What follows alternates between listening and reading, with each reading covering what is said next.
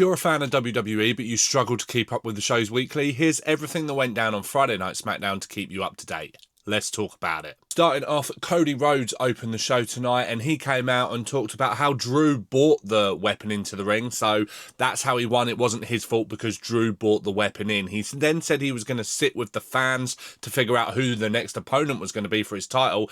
Aleister Black came out and said that he had a chip on his shoulder. He wanted to fight Cody. They were about to break out. Aldis comes out and says, you two can have that match in the main event. Ilya Dragunov's open challenge was up next, and it was answered by Tommaso Ciampa. Dragunov said, you can have the match, but it's not you, it's Gargano. And they put on a banger. It was an absolute banger. Ilya Dragunov did manage to retain. If there's one match you go and watch this week, it's that one.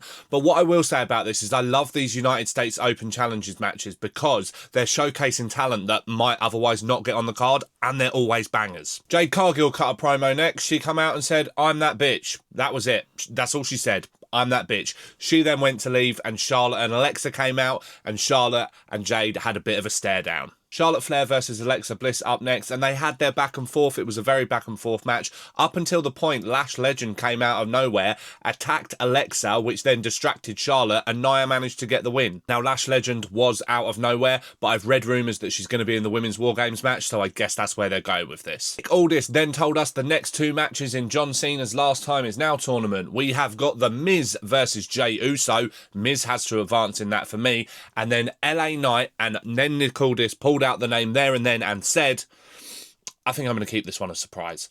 Who's that? Chelsea Green versus Julia for the Women's United States Championship next, and I can't really comment on this as a match because it wasn't one. Out of nowhere, with a quick roll-up, in the blink of an eye and you'll miss it, and new Women's United States Champion Chelsea Green. Congrats, Chelsea. I think you're brilliant. Ray Phoenix versus Talatonga up next, and before the match even happened, MFTs were taken out by Motor City Machine Guns and Shinsuke Nakamura, all but Solo Sikoa, that is. He remained at ringside for the match. This was a very David and Goliath match, which is probably what we all expected it to be. Ray did have his underdog moments, but they weren't enough, and Talatonga picked up the win. Cody Rhodes versus Aleister Black in the main event up next, and Aleister Black had Cody's number for a lot of this match, but obviously Cody kept kicking out.